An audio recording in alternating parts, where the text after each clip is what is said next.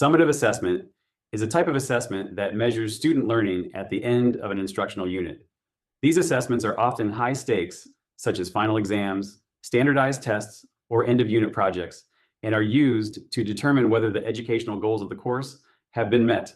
Summative assessment is juxtaposed to formative assessment. The primary difference lies in their purpose and timing. Formative assessment is conducted during the learning process and is aimed at monitoring student learning to provide ongoing feedback that can be used by instructors to improve their teaching and by students to improve their learning. In contrast, summative assessment occurs at the end of a learning period and is primarily used to evaluate a final grade. Let's explore three key features of summative assessment. One key feature is its structured nature. These assessments are typically designed well in advance and are standardized to ensure fairness and objectivity. They follow a specific format which students are made aware of, such as multiple choice exams, essays, or presentations, allowing for consistent evaluation across different groups of students. Another feature is the comprehensive coverage of content. Summative assessments are comprehensive in scope, covering a wide range of material that the students have studied throughout the course or unit. This comprehensive evaluation helps educators determine the effectiveness of their teaching and the extent of student learning.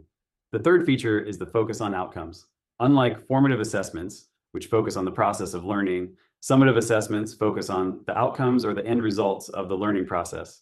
This makes them particularly useful for decision-making about student progression, such as moving to the next grade or graduating. Now let's move on to the benefits of summative assessment. One of the benefits is that it provides a clear, conclusive measure of student learning. It helps educators determine whether students have achieved the learning objectives of the course and are ready to move on to more advanced material. This can be crucial in educational settings that require mastery of certain key skills and knowledge before progression. Additionally, summative assessments can serve as a motivator for students. With a clear time and date for the summative exam, students have something to work toward. Furthermore, students will be able to compare their scores to their peers, inserting a degree of healthy competition. However, summative assessment also has limitations. One major limitation is the stress and anxiety it can induce in students, which may impair their ability to perform and truly reflect their understanding and abilities. High-stakes testing can create a pressurized environment that is not conducive to learning for all students. Another limitation is the potential for teaching to the test, where educators focus primarily on the content that will appear on the exam rather than on a broader understanding of the subject. This can narrow the curriculum and reduce the opportunity for creative, in-depth learning that fosters a deeper understanding and critical thinking skills. Now we've looked at summative assessment.